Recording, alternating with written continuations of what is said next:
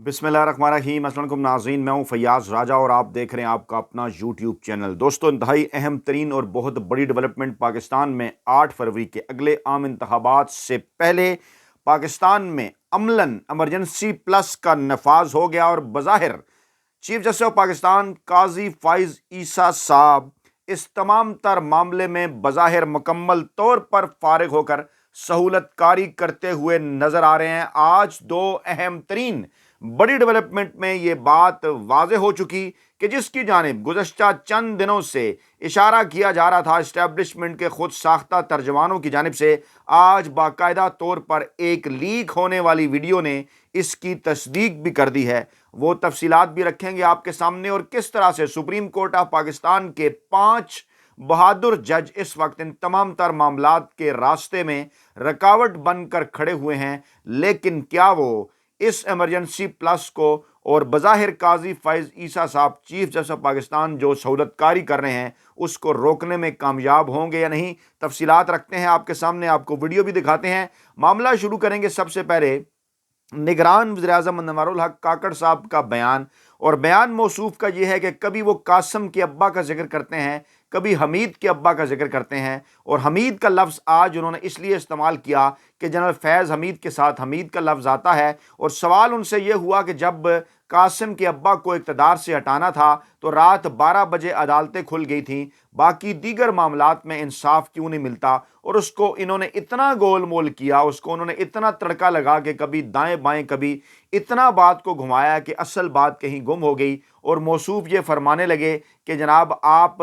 अपने पड़ोस में हमीद को ये नहीं कह सकते कि वो आपके बच्चों का ख्याल रखे। मौसूफ के अंदर इस वक्त बुग़्ज़ है पाकिस्तान तहरीक इंसाफ के सरबराह इमरान खान के हवाले से, और बाकायदा तौर पर उन्हें जिन खुफिया हाथों ने प्लांट किया है, पाकिस्तानी अवाम के सर पर बिठाया है, वो उन्हीं की सहूलत कारी करते हुए मुसलसल पाकिस्तान तहरीक इंसाफ और इमरान खान के ख़िलाफ़ अपना बुग़्ज़ निकाल रहे हैं। और इस वक्त हैरान कुन तौर पर सुप्रीम कोर्ट ऑफ पाकिस्तान के चीफ जस्टिस जो कि अपने बरादर जज साहिबान के साथ अपनी मर्ज़ी के अपने हम ख्याल जजेस के बेंच बना रहे हैं, वो भी इस तमाम तर मामले की सहूलतकारी करते हुए नज़र आ रहे हैं, जो कि एक इंतहाई खौफनाक मामला है। और इससे पहले कि इसकी तफसीलात में आगे बढ़ें, हम आपको ये बताएंगे जनाब के दूसरी जानिब जो ताज़ा तरीन सर्वेज़ हैं, ताज़ा तरीन इत्तलात हैं, वो क्या बता रही हैं, वो क्या कह रही हैं। ख़ुद जो इस्टेब्लिशमेंट के ख़ुद साख्ता तर्जुमान हैं, जो उनकी तर्जमानी कर रहे हैं गुज़श्ता काफ़ी दिनों से,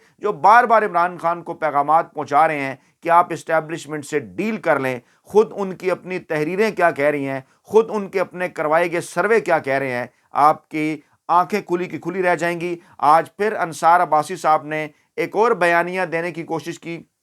अंदर कुछ और, खबर की हेडलाइन कुछ और। ऊपर लिखते हैं मौसूफ आम इंतखाबात में क्या पंजाब का मूड तब्दील हो रहा है, लेकिन साथ ही आगाज़ तहरीर का यहाँ से होता है कि मुख्तलिफ सियासी रहनुमाओं और सियासी जमातों की मकबूलियत के हवाले से ज़मीनी जायज़ों के ताज़ा तरीन अदद शुमार से मालूम होता है कि इमरान खान और पाकिस्तान तहरीक इंसाफ अब भी मुल्क में सबसे ज़्यादा मकबूल हैं। अब यहीं पर रोक दें आप मामला, इमरान खान मकबूल हैं तो मकबूल हैं, बासानी 2/3 अक्सियत हासिल कर सकते हैं, इसीलिए तो आप इमरान खान का रास्ता रोकना चाहते हैं, इसीलिए तो आप उन्हें बल्ले का निशान नहीं देना चाहते। लेकिन साथ ही अगली लाइन में मौसूफ फरमाते हैं ताहम पंजाब ने अपना मिजाज बदलना शुरू कर दिया है। कैसे, किसने ये आपको बताया है? क्या कोई लेटेस्ट सर्वे हुआ है? नीचे चलकर तो कोई आदाद शुमार आपने नहीं दिए, वही आदाद शुमार आपने दिए जो जून जुलाई में सर्वे हुआ और जिसमें इमरान खान की मकबूलियत सबसे ज़्यादा थी। और अब मौसूफ अपनी तरफ से कह रहे हैं ये किस किस्म का सर्वे है, किस किस्म का ज़मीनी जायज़ा है मकबूलियत का, किस किस्म के आदाद शुमार हैं, कि अगली लाइन में वो दावा कर रहे हैं कि बाखबर ज़राए का ये कहना है कि पंजाब में पाकिस्तान तहरीक इंसाफ और नून लीग के दरमियान मकबूलियत का फ़र्क अब कम हो रहा है। आपको कोई ख्वाब आया है, किसी ने आपको ख्वाब में ये बात बताई है? हम तो यहाँ पर इस प्लेटफॉर्म पर बाकायदा अदद शुमार के साथ पाकिस्तानी अवाम इस बात के गवाह हैं, हमारे देखने वाले इस बात के गवाह हैं कि मुसलसल हम इस प्लेटफॉर्म पर आपको तमाम तर साइंसी अदद शुमार की रोशनी में ये बात बता रहे हैं कि किस तरह से, चाहे वो सर्वे 9 मई से पहले हुआ हो, चाहे 9 मई के बाद हुआ हो, चाहे इमरान खान की गिरफ्तारी से पहले हुआ हो, चाहे इमरान खान की गिरफ्तारी के बाद हुआ हो, चाहे नवाज शरीफ के पाकिस्तान आने से पहले हुआ हो, चाहे नवाज शरीफ के पाकिस्तान आने के बाद 21 अक्टूबर के बाद हुआ हो, वो तमाम तर ज़मीनी जायज़े, तमाम तर सर्वे ایک ہی بات کی طرف اشارہ کر رہے ہیں کہ پاکستان تحریک انصاف کے سربراہ عمران خان اور پاکستان تحریک انصاف اس وقت پاکستان کی 80% عوام کی نمائندہ جماعت ہے، اور اگر نوجوانوں کی بات کر لی جائے، خواتین کی بات کر لی جائے، تو پھر یہ ریشو 90% تک جا پہنچتی ہے۔ اور موصوف یہ کہتے ہیں کہ مقبولیت کے لحاظ سے یہ فرق چند ماہ قبل پی ٹی آئی کے حق میں 15% زیادہ تھا، لیکن اب یہ پنجاب میں کم ہو کر 5% تک رہ گیا ہے، اور دونوں بڑی سیاسی جماعتوں کے درمیان مقبولیت کا فرق اب بھی یہ ظاہر کرتا ہے کہ نون لیگ کے مقابلے میں پی ٹی آئی زیادہ نمایاں حد تک مقبول جماعت ہے۔ اب یہ بیلنس کیونکہ کر رہے ہیں، چند دن پہلے مسلسل ان کے کالم یہ بات بڑھ رہے تھے، بتا رہے تھے کہ انجینئرڈ معجزے کا نون لیگ انتظار کر رہی ہے اور گراؤنڈ پر وہ بالکل موجود نہیں، پھر ذرا وہاں سے ٹائٹ کیا گیا ہوگا انہیں، تو موصوف نے اب دوسرا اینگل بیلنس کرنے کے لیے جو ہوتا ہے نا بیلنسنگ ایکٹ، جیسے ہماری عدالتیں بھی کیا کرتی ہیں، جیسے الیکشن کمیشن نے بھی کیا کہ بلہ چھینا تو ساتھ یہ کہا جی لالٹین بھی چھینی جا سکتی ہے، عمران خان کے کاغذات نامزدگی مسترد کیے تو ساتھ اختر مینگل کے بھی کر دیے کہ ذرا بیلنسنگ ایکٹ ہو جائے، لیکن پاکستان کے عوام اب ان تمام تر ہتھکنڈوں کو اچھی طرح سے سمجھتے اور جانتے ہیں، اور آگے چل کر وہ یہ بات مان رہے ہیں کہ ملک بھر میں پاکستان تحریک انصاف کی مقبولیت اس وقت 2018 میں ہونے والے عام انتخابات سے زیادہ ہے، اور نون لیگ کی مقبولیت 2018 کے انتخابات سے کم ہے، اور جناب خیال ان کا یہ ہے کہ جناب نواز شریف کے واپس آنے کے بعد شاید اس مقبولیت میں کوئی اضافہ ہوا ہے، ایسا ہرگز نہیں ہے، اور آج بھی وہ عمران خان کی 6 ماہ پرانی مثبت ریٹنگ 60% بتانے پر مجبور ہیں، جو کہ اس وقت 80% ہے۔ نواز شریف کی انہوں نے 35% بتائی ہے، جو کہ اس وقت صرف اور صرف عمران خان کا اگر مقابلہ کریں تو ان کے مقابلے میں 20% ہے، یعنی 80 اور 20 کا مقابلہ ہے۔ اور یہ باخبر ذرائع کون سے ہیں جو انہیں اس قسم کی خبریں دیتے ہیں ایسے موقع کے اوپر کہ وہ یہ ثابت کرنے کی کوشش کریں کہ نہیں جناب پاکستان تحریک انصاف کی مقبولیت میں ان کے خیال میں کمی ہو رہی ہے اور نون لیگ کی مقبولیت میں ان کے خیال میں جو ہے وہ اضافہ ہو رہا ہے۔ لے کر چلیں گے آپ کو سپریم کورٹ آف پاکستان میں 2 اہم ترین کیس تھے، ایک تھا جناب جبری گمشدگیوں کے حوالے سے 3 رکنی بینچ جو ہے وہ اس کیس کی سماعت کر رہا تھا، چیف جسٹس صاحب سربراہی کر رہے تھے اور کہنے لگے جناب کہ لاپتہ افراد کیس کے دوران تکنیکی جو اعتراضات ہیں وہ نظر انداز کر دیے گئے ہیں، اور پی ٹی آئی کی سابق وفاقی وزیر شیریں مزاری کی جانب سے یہ کہا گیا کہ کمیٹی کے بعد سینٹ میں جانے والا ان کا بل جو ہے وہ غائب ہو گیا تھا، اور انہوں نے پھر پی ٹی آئی کے وکیل شعیب شاہین کو کہا کہ آپ صادق سنجرانی پر بہت بڑا الزام لگا رہے ہیں اور آپ کی جانب سے اس کیس میں فریق کیوں نہیں انہیں بنایا گیا، یعنی ٹیکنیکل چیزیں دائیں بائیں ادھر ادھر گھومتے رہے، اور پھر کہتے ہیں جناب کہ مسنگ پرسن کا یہ کیس اب مسنگ بل کا بن گیا ہے، تو آگے چل کر کہتے ہیں کہ آپ پٹیشن میں عمران ریاض اور ارشد شریف کا نام تو لیا گیا ہے، جو یہ نہیں بتا رہے کہ انہیں کون لے کر گیا تھا۔ عمران ریاض اور ارشد شریف کا نام تو لیا گیا، عمران ریاض صاحب تو چلیں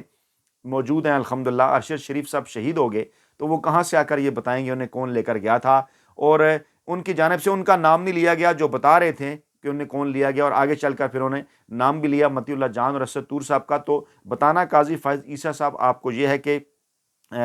محترم اسد طور صاحب غائب نہیں ہوئے تھے، ان کے ساتھ جو تشدد ہوا تھا اس کی بھرپور مذمت کرتے ہیں، اور متی اللہ جان صاحب بھی غائب نہیں ہوئے تھے، انہیں اٹھا کر لے جایا گیا تھا اور شام کو ان کی واپسی ہو گئی تھی، ان کے ساتھ بھی جو کچھ ہوا اس کی بھرپور مذمت کرتے ہیں، پہلے بھی کی، لیکن جو معاملہ ہے گمشدہ افراد کا، عمران ریاض صاحب کی مسلسل آپ کو پتہ ہونا چاہیے کتنے دن کتنے مہینے وہ غائب رہے، اسی طرح سے ارشد شریف صاحب کو قتل کر دیا گیا، اور آپ ان دونوں معاملوں کو بیلنس کر رہے ہیں اپنا ماضی کا جو تمام تر سکور ہے وہ سیٹل کرنے کے لیے، اور آپ یہ پوچھ بھی رہے ہیں کہ عمران ریاض صاحب کون ہیں، آپ کہہ رہے ہیں کہ متی اللہ جان صاحب کا نام نہیں لیا اور پھر کہہ رہے ہیں کہ جناب آپ عمران ریاض کا نام لے رہے ہیں، وہ کون ہیں؟ تو آپ کو بتائے دیتے ہیں عمران ریاض صاحب وہ ہیں جن کا متی اللہ جان صاحب کورٹ آمد پر انٹرویو کیا کرتے تھے، اور غیر جانبدار لوگوں کا یہ کہنا تھا کہ وہ اس انٹرویو کی وجہ سے متی اللہ جان صاحب کے ویوز بھی زیادہ آ جایا کرتے تھے۔ ہم کسی کے اوپر کوئی اعتراض نہیں کر رہے، ہم بھی بات کرتے ہیں عمران ریاض صاحب کے اوپر، دیگر دوستوں کے حوالے سے تو آتے ہیں ویوز، لیکن آپ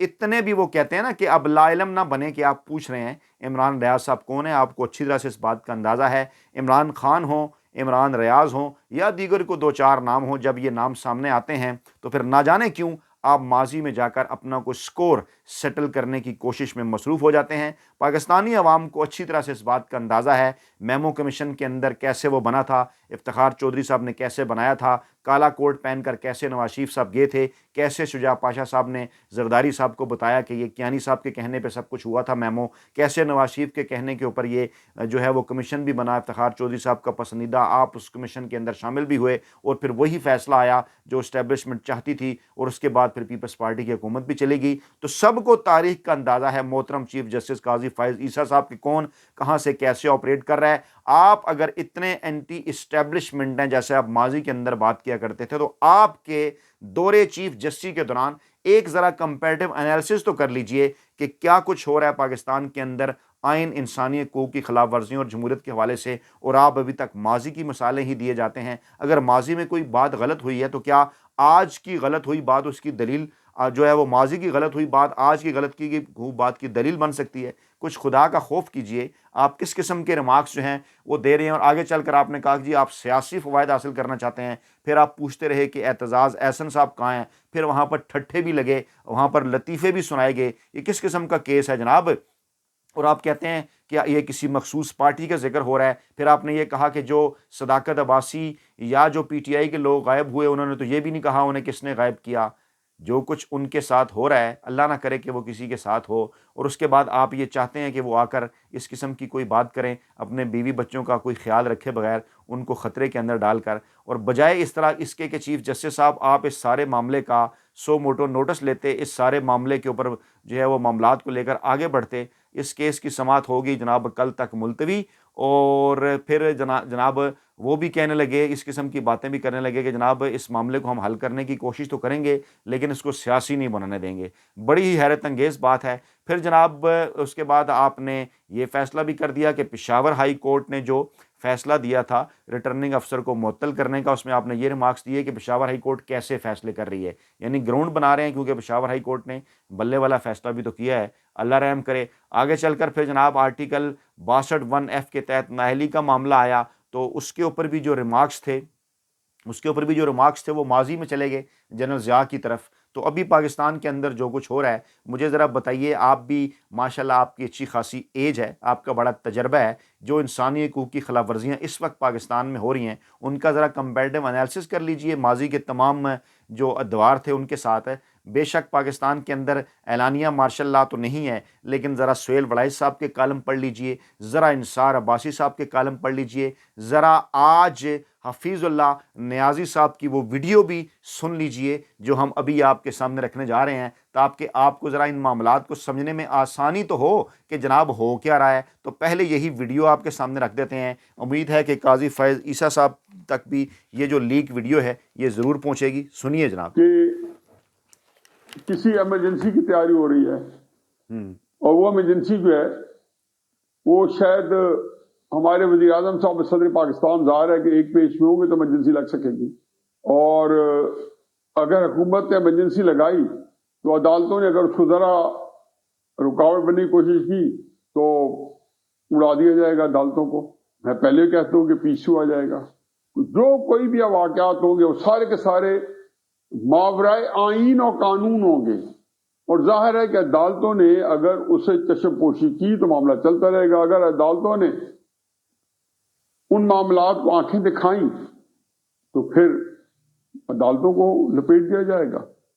پھر پی سی او کی بھی نوٹیفیکیشن شاید ججز کی وہ وزیر اعظم نکالیں گے، اور صدر پاکستان صدر عارف الوی صاحب جو کہ تحریک انصاف کی نمائندگی کرتے ہیں، انہی کی طرف سے صدر مملکت تھے اور سسٹم کا حصہ ہیں ابھی، بلکہ فیڈریشن کے صدراء ہیں، تو وہ بھی ان کی بھی جو ہے نیک تمنائیں، خواہشات اور اجازت ساتھ شامل ہوگی۔ جی، حفیظ اللہ نیازی صاحب نون لیگ کے بھی قریب رہے، اسٹیبلشمنٹ کے حلقوں کے بھی انتہائی قریب سمجھے جاتے ہیں، اور انہوں نے واضح کر دیا قاضی فائز عیسیٰ صاحب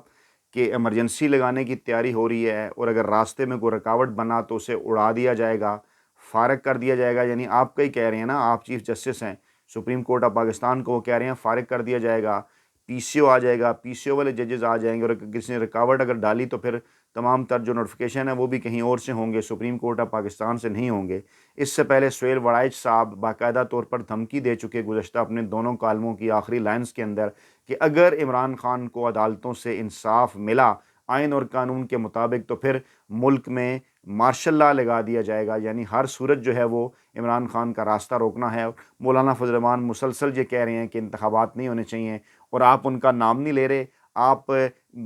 کسی اور کے اوپر چیزیں ڈال کر یہ کہتے ہیں کہ کون ہے وہ، یعنی پشاور ہائی کورٹ جب فیصلہ کرتی ہے کہ یہ ریٹرننگ افسر نہیں ہوگا تو آپ کہتے ہیں یہ تو انتخابات روکنے کی سازش ہے۔ بھئی یہ انتخابات ہو رہے ہیں جہاں پر عمران خان بھی ملک کے کاغذات بھی مسترد اور پوری پاکستان تحریک انصاف کے کاغذات مسترد، اور آپ ریمارکس کھیرنے ہیں۔ اپنا بہت خیال رکھیے گا ناظرین، کمنٹ ضرور کیجیے گا، دعاؤں میں یاد رکھیے گا۔ اللہ نے کے بعد